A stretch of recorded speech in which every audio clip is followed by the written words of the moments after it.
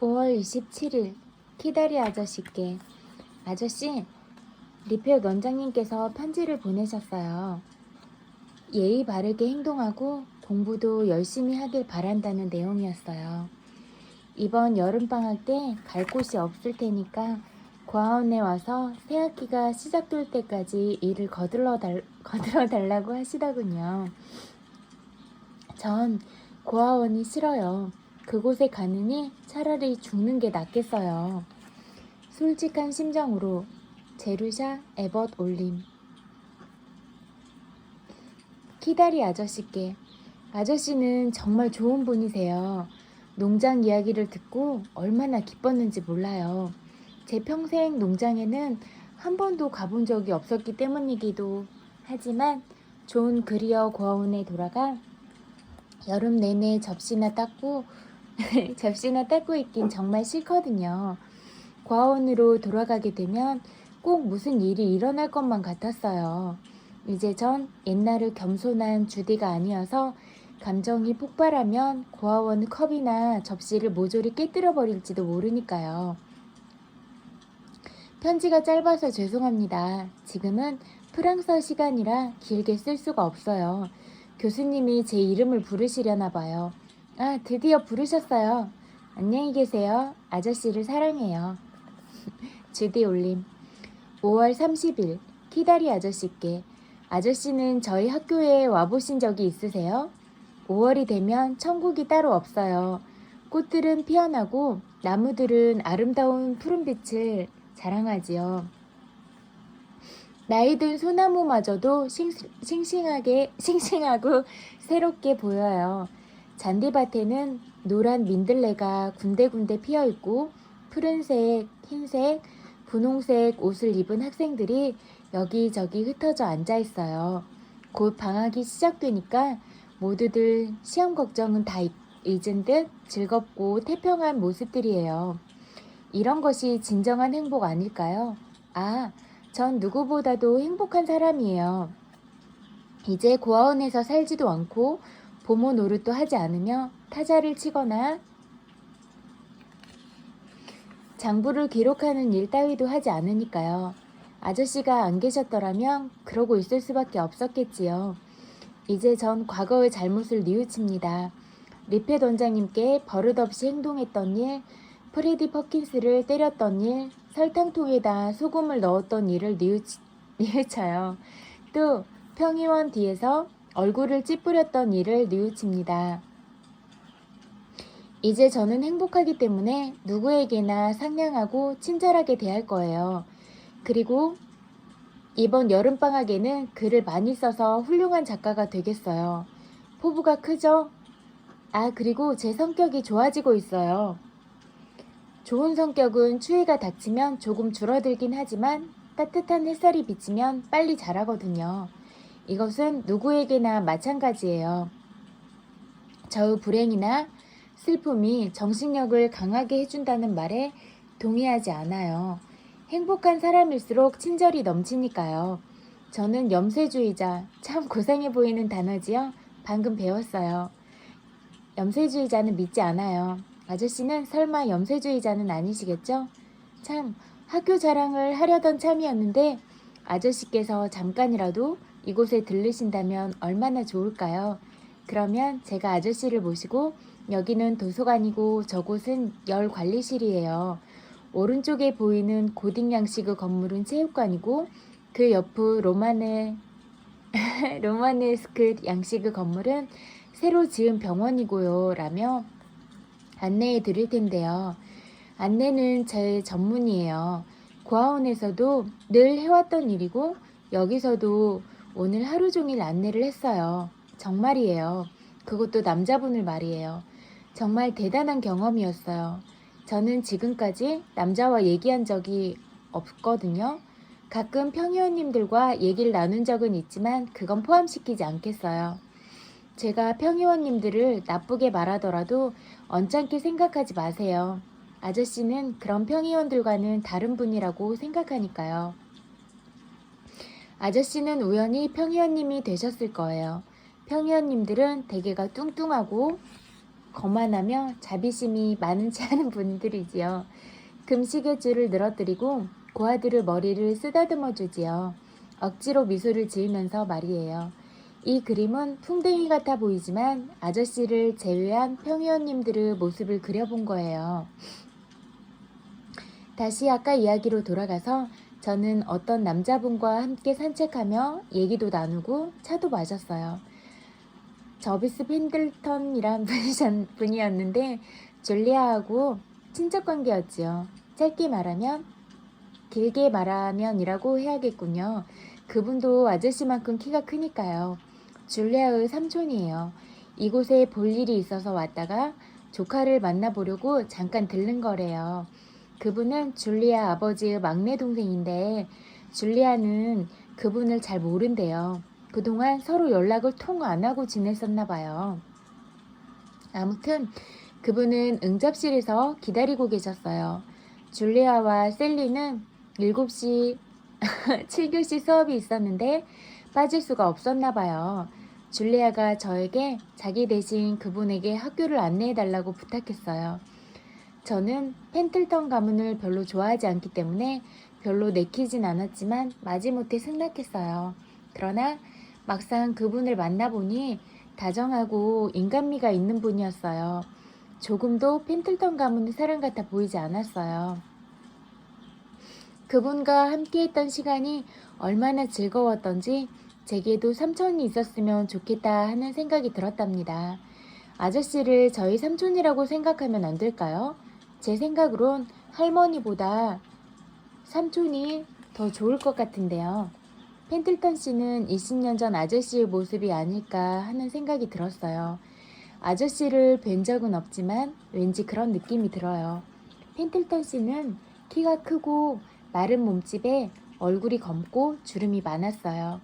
입가에는 주름만 살짝 잡히는 미소를 짓고 있었어요.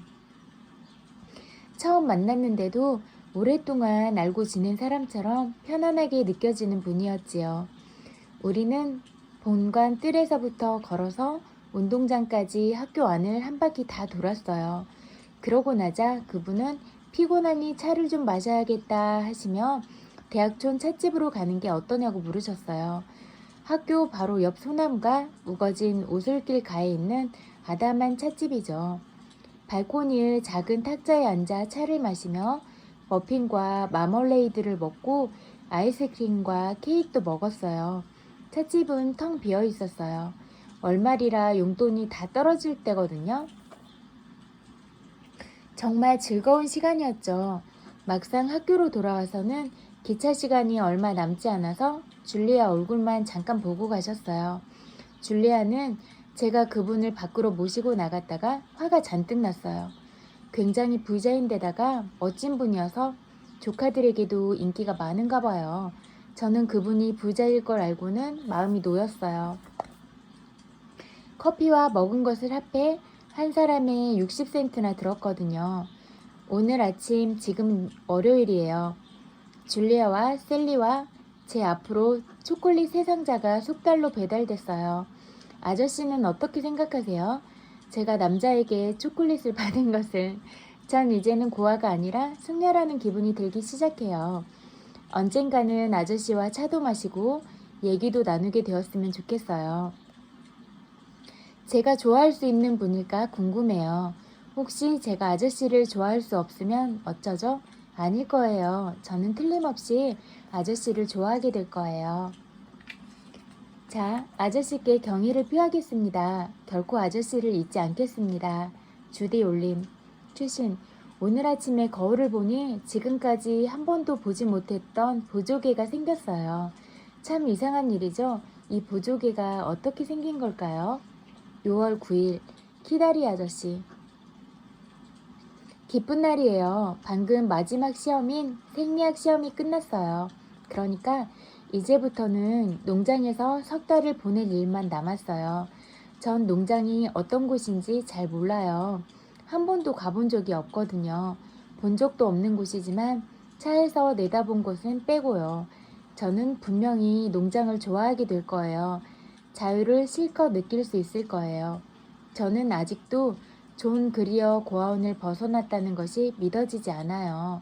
고아원 생각을 할 때마다 고아원 생각을 할 때 맞네. 고아원 생각을 할 때마다 등골이 오싹해진답니다. 리펫 원장님이 절 잡으려고 쫓아오지 않을까 가슴 졸이며 뒤를 돌아보곤 해요. 이번 여름에는 아무에게도 신경 쓰지 않아도 되겠지요. 아저씨는 조금도 부담되지 않아요. 너무 멀리 계셔서 제게 아무런 해도 끼칠 수 없을 테니까요. 혹시 샘플씨 부부가 제 생활을 감사하진 않겠지요? 그래요. 그런 일은 절대 없을 거예요. 저는 이제 완전한 성인이니까요. 만세, 이만 줄이고 짐을 꾸려야겠어요. 큰 가방 하나, 그리고 찻주전자, 접시, 쿠션, 책 등을 담을 상자가 3개나 되거든요. 언제나 아저씨의 주디 올림. 추신, 생리학 시험 문제를 보냅니다. 아저씨라면 이 시험에 통과했을 것 같으신가요? 록 윌로우 농장에서 토요일 밤. 사랑하는 키다리 아저씨, 이제 막 도착해서 아직 짐도 풀기 전이지만 농장이 얼마나 제 마음에 드는지 당장 아저씨께 말씀드리지 않고는 견딜 수가 없어요. 여기가 바로 천국이에요. 집은 그림처럼 정사각형 모양이에요. 그리고 아주 오래된 집인데 100년 이상은 된 것 같아요. 이 집에는 그림에 그릴 수 없는 반대편 벽에 베란다가 있고 앞에 자그마한 현관이 하나 있어요. 이 그림은 실제 모습보다 훨씬 못해요. 깃털로 만든 먼지털이 같이 그린 것이 단풍나무이고 길가에 서 있는 가시투성이 나무는 살랑거리는 소나무와 솔송나무예요. 이 농장은 산등성이에 자리 잡고 있어서 수 킬로미터나 떨어져 있는 푸른 초원과 멀리 연이어 있는 언덕의 능선까지도 다 내려다 보여요. 이렇게 물결이 있는 듯한 모습이 코네티컷 주 지형이에요. 록 윌로우 농장은 바로 물결이 높이 올라간 한 부분에 자리 잡고 있어요. 전에는 축사들이 길 바로 건너편에 있어서 전망을 가렸는데 벼락이 떨어져 축사들이 다 불타버렸대요. 여기에는 샘플씨 부부와 하녀 1명 그리고 하인 2명이 살고 있어요.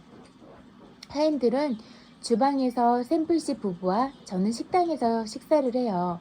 저녁 식사로 햄과 계란 프라이와 비스킷과 꿀과 젤리 케이크와 파이와 피클과 치즈를 먹고 차도 마셨어요. 그리고 오랫동안 많은 이야기도 나누었죠. 제가 이렇게 재밌는 사람이 되어보기는 난생 처음이에요. 제가 하는 말은 무엇이든 다 재밌나 봐요. 시골에서는 아직 살아본 적이 없으니 제가 묻는 말들은 하나같이 어리석은 것들 뿐이었을 거예요. 집 그림에서 X표를 한 곳은 살인 현장이 아니라 저 숙소예요. 방은 널찍한 사각형 모양인데 평소엔 비워두나 봐요. 가구는 오래된 것으로 아주 훌륭해요. 창문은 막대기를 받쳐서 열도록 되어 있고 가장자리에 금박 장식을 한 녹색 차양은 만지기만 하면 내려와요. 그리고 크고 네모난 마호가니 책상이 하나 있어요. 저는 이 책상 위에다 턱을 괴고 앉아 소설을 쓰면서 여름을 지낼 생각이랍니다. 아저씨, 저는 지금 몹시 흥분해 있어요. 여기저기 돌아다니고 싶어서 내일 아침까지 기다릴 수가 없을 것 같아요. 지금은 8시 반이에요. 잠을 청해야겠어요. 여기서는 모두들 새벽 5시면 일어난대요. 아저씨도 이렇게 즐거웠던 적이 있으세요? 저는 지금은 제가 진짜 주디라는 게 믿어지지 않아요. 아저씨와 하느님께 보잘것없는 저에게 너무나 많은 것을 주셨어요. 아주 훌륭한 사람이 되어서 은혜에 꼭 보답하겠습니다. 반드시 그렇게 될 거예요. 지켜봐 주세요. 안녕히 주무세요. 출신, 개구리들의 노랫소리와 새끼 돼지들의 울음소리를 들려드리고 싶어요. 그리고 저 초승달도 보여드리고 싶어요. 제 오른쪽으로 초승달이 보여요. 록 윌로우 농장에서 7월 12일 키다리 아저씨께. 아저씨의 비서가 어떻게 록 윌로우 농장을 알게 되었을까 정말 궁금해요. 제가 궁금해하는 이유는 바로 이것 때문인데, 이 농장은 원래 저 비스 펜틀턴 씨 것이었는데 유모였던 샘플 부인에게 준 것이래요. 이렇게 기막힌 인연이 또 있을까요? 샘플 부인은 아직도 그분을 저비 도련님이라고 불러요. 얼마나 사랑스러운 아이였는지 모른다고 늘 말씀하시지요. 그리고 그분이 아기일 때의 머리카락 한 올을 상자에 보물처럼 간직하고 있어요.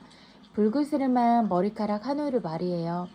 샘플 부인은 제가 저비스 펜틀턴 씨를 알고 있다고 말한 뒤로는 저를 아주 대단한 사람 취급을 해줘요. 펜틀턴 가문의 사람을 안다는 사실 하나만으로 최고 대우를 받는 거죠. 그 중에서도 저비도련님이 최고예요. 줄리아는 별로 인기가 없나 봐요. 농장에서의 생활이 갈수록 재미있어요.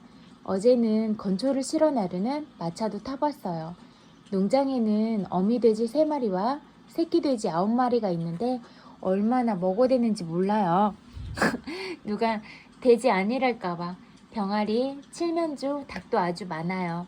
아저씨는 이렇게 좋은 농장을 두고 왜 도시에서 살고 있는지 모르겠어요. 달걀을 골라내는 일이 제 일이에요. 어제는 검은 암탉이 숨어 들어간 둥지까지 기어가려다가 그만 헛간 꼭대기에 있는 대들보에서 떨어졌어요. 무릎이 까진 채 집 안으로 들어갔더니 샘플 부인은 개암나무 잎으로 싸매주면서 연신 저런 저비도련님이 그 대들보에서 떨어져 바로 이 무릎이 까진 것이 엊그제 같은데 라고 중얼거렸어요. 농장 주변의 경치는 더할 나위 없이 아름다워요. 계곡과 강이 꿀처럼 흐르고 숲이 우거진 언덕이 연이어 보이는 먼 곳에는 입에 넣으면 녹을 것 같은 높고 푸른 산이 아득히 보여요. 이곳에서는 일주일에 2번 버터를 만들어요. 버터를 만드는 데 쓰는 크림은 개울 옆의 돌로 지은 냉동창고에 저장해 둡니다. 이 부근의 몇몇 농장에서는 크림 불리기를 사용하지만 샘플씨 부부는 이 방법을 좋아하지 않으세요. 냄비에서 크림을 걷어내는 일이 어렵기는 하지만 그렇게 하는 것이 훨씬 더 좋은 버터를 만들 수 있기 때문이래요. 6마리의 송아지한테 제가 1마리씩 모두 이름을 붙여주었어요. 실비아, 숲에서 태어났기 때문에. 레스비아, 카툴루스, 로마의 시인의 시에 나오는 레스비아에서 따옴. 셀리, 줄리아, 아무 특징이 없는 얼룩 송아지임. 주디, 제 이름을 따서. 키다리 아저씨. 아저씨, 언짢으신 건 아니겠죠? 순종 저지저소인데 온순해요. 그림처럼 생겼어요. 이름이 정말 잘 어울리지 않아요? 아직 시간이 없어서 부르 명작은 시작도 못하고 있어요. 농장일이 한눈 팔새가 없이 바쁘거든요. 언제까지나 아저씨의 주디 올림. 추신일, 도넛 만드는 방법을 배웠어요. 추신이, 아저씨께서 닭을 기를 생각이 있으시다면 버프 오핑턴을 기르세요. 솜털이 전혀 없어요. 추신 3, 어제 제가 만든 버터 한 덩이를 아저씨께 보내드릴 수 있다면 좋겠어요. 이제는 제법 잘 만든답니다. 추신 4, 이 그림은 미래의 위대한 작가 제루샤 에번 양이 암소들을 몰고 집으로 가고 있는 모습이에요. 일요일 키다리 아저씨께, 이 편지는 어제 오후부터 쓰기 시작했어요. 키다리 아저씨께 라고 처음 머리에 썼을 때 갑자기 저녁에 먹을 나무 딸기를 따오겠다고 약속한 일이 생각나지 뭐예요. 그래서 책상 위에 쓰다만 편지를 그대로 놔두고 부랴부랴 달려갔어요. 그리고 오늘 다시 편지를 쓰려는데 편지지 한가운데에 무엇이 앉아있는지 아세요? 장님거미 1마리였어요. 전 다리 한쪽을 살짝 짚어서 창밖으로 떨어뜨렸어요. 앞으로 장님거미는 1마리도 죽이지 않을 거예요. 장님거미만 보면 아저씨 생각이 나거든요. 왠지. 오늘 아침에 마차를 타고 예배를 들으러 시내에 갔어요. 아담한 흰색 건물의 교회는 뾰족탑이 있고 정면에는 도리스식인지 이오니아식인지 알 수 없는 기둥 3개가 서 있었어요. 그 2가지는 항상 헷갈리거든요. 잔잔한 설교 말씀에 모두들 졸린 듯이 종려나무 잎으로 만든 부채를 붙이고 있었어요. 설교 외에 들리는 소리라고는 매미 소리뿐이었지요. 저는 계속 졸다가 다 같이 찬송가를 부를 때에야 정신을 차렸죠. 목사님은 설교를 제대로 듣지 못해서 얼마나 미안한 마음이 들었는지 몰라요. 그래서 이 찬송가를 고른 마음을 좀 더 잘 이해하고 싶었나 봐요. 이런 노랫말이었어요. 오라 세상 모든 즐거움을 버리고 나와 함께 하늘의 기쁨을 누리세. 그렇지 않으면 친구여 영원히 이별일세. 내가 지옥에 떨어져도 난 모르네.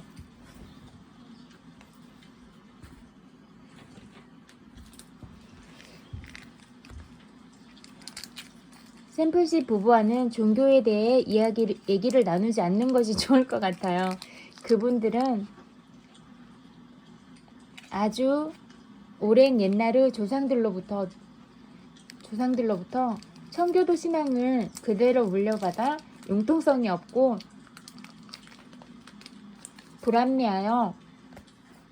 불합리하며 불공평하고 이기적인 하나님을 믿고 계세요. 저는 어느 누구에게서 어떠한 하나님도 물려받지 않아서 다행이에요. 제 하느님을 제가 바라는 대로 만들어낼 수 있으니까요. 제 하느님은 친절하고 인정이 많으며 상상력이 풍부하고 이해심이 많은 분이에요. 게다가 유머 감각까지 갖추셨지요. 저는 샘플씨 부부를 정말 좋아해요. 그분들은 청교도 도리보다 더 청교도적인 삶을 살고 계세요. 그분들은 제가 잘못된 신앙을 갖고 있다고 생각하지만 전 그분들의 신앙이 잘못된 거라고 생각해요. 어쨌건 우리는 더 이상 종교에 대한 얘기는 하지 않았어요. 지금은 일요일 오후랍니다. 면도를 해서 얼굴이 빨개진 하인 아마사이는 자주색 넥타이를 메고 노란색 사슴 가죽 장갑을 끼고 하녀 캐리와 함께 마차를 타고 나갔어요. 캐리는 붉은 장미꽃 장식이 달린 큰 모자에다 푸른색 모슬린 드레스를 입고 머리는 곱슬거리게 말았어요. 아마사이는 오전 내내 마차를 닦았고 캐리는 바쁜 일이 있다면서 교회에도 가지 않았는데 사실은 모슬린 드레스를 다리려고 그랬던 거지요. 2분 뒤 이 편지를 다 쓰고 나면 다락방에서 찾아낸 책을 읽을 거예요. 추적이라는 책인데 첫 페이지에 어떤 익살맞은 미소년이 이런 글을 써놨어요. 이 책이 굴러다니고 있으면 뺨을 한 대 때려 집으로 돌려보내세요. 저스틴 펜틀턴. 저비스 씨가 11살쯤에 병을 앓고 난 뒤 이곳에서 여름을 난 적이 있다고 했는데 그때 추적을 놓고 간 모양이에요. 소녀는 이 책을 열심히 읽나 봐요. 때 묻은 손자국이 여러 군데 나 있어요. 다락방 한 구석에는 활과 화살 몇 개와 물레방아와 풍차도 있어요. 샘플 부인의 접이 도련님에 대한 이야기는 끝이 없어서 지금도 그분이 이곳에 살고 있는 것처럼 느껴져요. 쿵쾅거리며 계단을 오르고 창문을 열어놓은 채 계속 과자를 달라고 졸라대는 온몸이 더럽고 머리는 헝클어진 귀여운 소년의 모습으로 말이에요. 모험을 좋아하는 용감하고 정직한 아이였나 봐요. 저비스 씨가 펜틀턴 가문은 사람이라고 생각하니 참 안 됐어요. 다른 가문에서 태어났으면 좋았을 텐데. 내일은 괴리 타작을 할 거예요. 탈곡기도 오고 일꾼도 3명 오기로 했대요. 버터컵, 뿌리 하나인 얼룩소, 레스비아 엄마, 이 부끄러운 짓을 했다는 소식을 전하게 되어 슬프군요. 버티컵은 과수원에 들어가 사과를 목구멍이 찰 때까지 먹고 또 먹었어요. 그러고는 이틀간이나 골아 떨어졌어요. 정말이에요. 이렇게 부끄러운 일이 또 어디 있겠어요? 아저씨를 사랑하는 고아 주디 에버 올림. 추신. 추저그 1장은 인디언 이야기이고 2장은 노상 강도 얘기예요. 흥미진진한 내용들로 숨이 막힐 지경이군요. 3장은 무슨 내용일까요? 공중으로 20피트나 뛰어 올랐다가 떨어진 레드호기건 3장 첫 페이지에 나온 사파의 제목입니다. 주디와 저비는 재미있겠지요? 9월 15일 키다리 아저씨께 어제 코너스에 있는 자파점의 밀가루를 다는 저울에서 몸무게를 달아보았어요. 4kg이나 늘었어요. 록 윌로우 농장을 휴양지로 강력히 추천하겠습니다. 9월 25일 키다리 아저씨께 2학년이 되었어요. 지난 금요일부터 새 학기가 시작됐죠.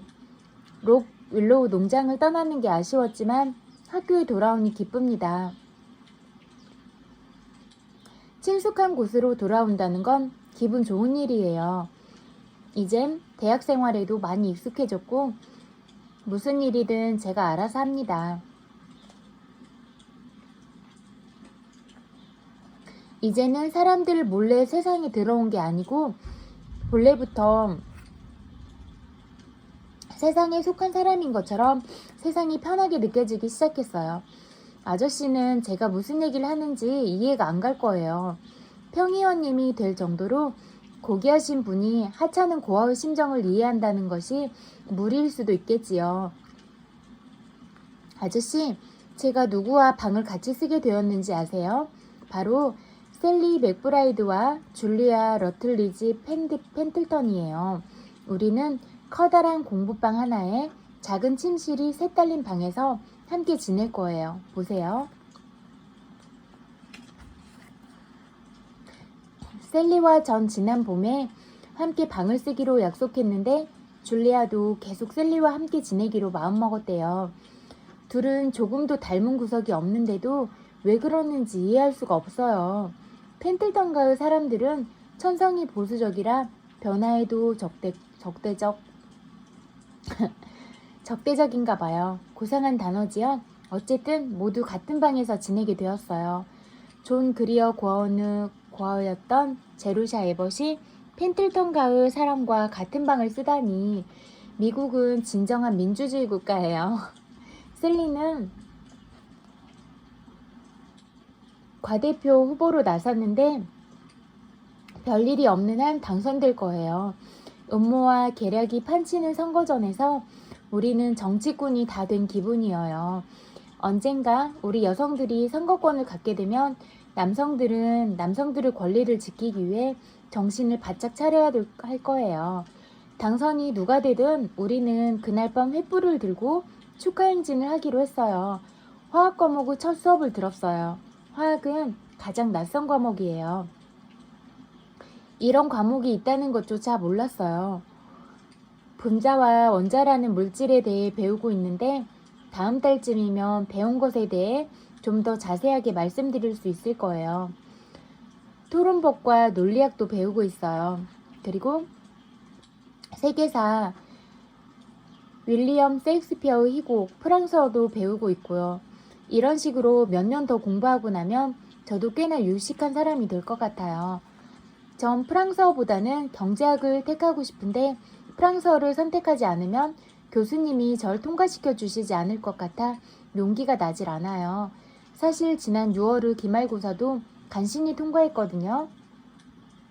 솔직한 제 생각으로는 고등학교 때의 공부가 충분한 뒷받침이 되고 있지 않은 것 같아요. 우리 과에 영어만큼이나 프랑스어를 잘하는 학생이 있는데 그 애는 어릴 때부터 부모님을 따라 프랑스에 가서 3년 동안 수녀원 학교를 다녔대요. 그 애가 다른 학생들에 비해 얼마나 뛰어날지는 아저씨도 짐작이 가실 거예요. 저희 부모님도 절 고아원에 버리지 말고 프랑스 수녀원 같은 곳에다 버렸더라면 좋았을걸. 아니에요. 둘 다 싫어요. 만약 그랬다면 아저씨를 만나지 못했을 테니까요. 프랑스어를 잘하는 것보다 아저씨를 알게 된 것이 더 좋아요. 안녕히 계세요, 아저씨. 이제 해리엄 마틴을 만나러 가봐야겠어요. 함께 화학 문제를 검토하고 나서 과대표에 대한 얘기를 넌지시 비춰볼 생각이에요. 정치판에서 주디 에벗 올림. 10월 17일. 히다리 아저씨께 수영장에 레몬젤리가 가득 차 있다면 수영하는 사람이 레몬젤리 위에 떠 있을까요? 아니면 가라앉을까요? 레몬젤리를 디저트로 먹고 있는데 누군가가 이런 질문을 했어요. 30분 동안 얘기를 나누었지만 결론을 내리지 못했어요. 셀리는 레몬젤리 속에서 수영을 할 수 있다고 생각하지만 저는 수영 선수라도 가라앉은 거라고 생각하거든요. 레몬젤리 속에 빠져 죽는다면 얼마나 우스운 일일까요? 그 외에도 우리의 관심을 끄는 문제가 2개 더 있어요. 첫째, 팔각형의 집에서 방은 어떤 모양일까요? 몇 명은 사각형이라고 주장했지만 제 생각은 파이 조각 같은 모양이 되어야 할 것 같아요. 그렇지 않아요, 아저씨? 둘째, 거울로 만들어진 큰 구멍 안에 사람이 들어가 있다면 거울 속에 얼굴이 비치지 않고 등이 비치기 시작하는 지점은 어디일까요? 이 문제는 깊이 생각할수록 더 복잡해져요. 저희는 틈만 나면 이렇게 복잡한 문제들과 씨름하길 좋아한답니다.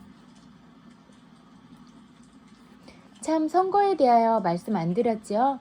선거는 3주 전에 끝났지만 하도 바쁘게 지내서 3주 전 일이 아주 오래전 일처럼 느껴져요. 셀리가 당선되었고 우리는 맥브라이드 만세라는 플래카드를 들고 하모니카 3개와 머리빗 11개를 든 14인조 악단의 연주에 맞춰 횃불 행진을 했어요. 258호 우리는 아주 유명인사가 되었어요. 줄리아와 저도 덕분에 후광을 입게 되었고요. 과대표와 한방에서 지내는 것도 상당한 부담이 따르는군요. 안녕히 주무세요, 아저씨. 감사와 존경을 보내며 아저씨의 주디 올림. 11월 12일. 히다리 아저씨께 기쁜 소식이에요. 어제 농구 시합에서 1학년에게 이겼어요. 3학년을 이길 수 있었더라면 온몸에 멍이 들고 일주일 동안 붕대를 감고 침대에 누워있는다 해도 괜찮았을 거예요. 셀리가 매사추세츠주 우스터에 있는 자기 집에서 크리스마스를 같이 보내자고 초대했어요. 정말로 가고 싶어요. 셀리는 좋은 아이죠? 저는 여태까지 나무집에는 한 번도 가보지 못했거든요. 록윌로우 농장만 빼고요. 샘플씨 부부는 연세가 많은 어른분들이어서 보통 가정집 같은 느낌이 들지 않았어요. 하지만 셀린에는 2~3명의 아이들과 어머니, 아버지, 그리고 할머니도 계시고 앙고라 고양이도 있대요. 정말 완벽한 가정이지요. 가방을 꾸려서 떠난다는 것은 남아있는 것보다 훨씬 즐거운 일이죠. 저는 지금 한껏 부풀어 있답니다. 7교시예요. 연극 연습을 하러 가야 해요. 추수감사절 연극에 출연하게 되었거든요. 벨벳 윗옷을 입고 금바르 곱슬머리를 한 탑스고 왕자 역이에요. 재미있겠지요? 아저씨의 주디 올림. 토요일. 제가 어떻게 생겼는지 궁금하지 않으세요? 레오노라 펜턴이 찍은 우리 3사람의 사진을 보내드릴게요. 날씬한 몸집에 웃고 있는 애가 셀리이고 코를 높이 쳐들고 있는 키 큰 애는 줄리아예요. 그리고 작은 키에 머리카락이 얼굴에 날리고 있는 애가 바로 주디랍니다. 사실 주디는 사진보다 더 예뻐요. 그날은 햇빛 때문에 눈이 부셔서 그렇게 된 거예요. 매사추세츠주 우스타우 스톤게이트에서 12월 31일 키다리 아저씨께 진작에 편지를 드려서 크리스마스 선물로 보내주신 수표에 대해 감사를 표했어야 했는데 맥브라이드 댁에서 생활이 어찌나 바쁜지 단 2분도 책상 앞에 앉아있을 틈이 없었어요. 옷 한 벌을 샀어요. 꼭 필요한 것은 아니지만 그저 사고 싶었어요. 이번 크리스마스 선물은 아저씨한테 받은 것이 전부예요. 저희 가족은 사랑한다는 말밖에 없었다고요. 저는 이곳에 와서 난생 처음으로 행복한 시간에 빠져 있어요. 셀린의 집은 큰 집에서 좀 떨어진 곳에 있는 흰색 테두리를 친 크고 오래된 벽돌집이죠. 제가 존 그리어 고아원에 있을 때 호기심을 갖고 바라보며 그 안은 어떻게 생겼을까 궁금해하던 바로 그런 집이에요. 이렇게 직접 제 눈으로 보리라고는 생각도 못했어요. 제 집에 온 것 같이 모든 것이 아주 편하네요. 저는 이 방 저 방 돌아다니며 집 구경을 하느라 넋이 나갔어요. 숨바꼭질하기 좋은 어두컴컴한 구석이며 팝콘을 마음껏 튀겨 먹을 수 있는 벽난로이며 비 오는 날 놀기 좋은 다락방, 끝이 평평해서 미끄럼 타기 좋은 난간이며 햇볕이 잘 드는 주방과 마음씨 좋고 쾌활한 뚱뚱보 요리사까지 이 집은 아이들이 자라기에는 너무나도 좋은 조건을 갖추고 있답니다. 요리사는 13년 동안이나 같이 살았는데 언제라도 아이들에게 빵을 구워줄 수 있도록 밀가루 반죽 한 덩어리를 준비해 놓고 있어요. 이런 집은 사람들이 구경만 해도 동심으로 돌아갈 수 있을 것 같다는 생각이 들어요. 가족들은 또 얼마나 좋은지 몰라요.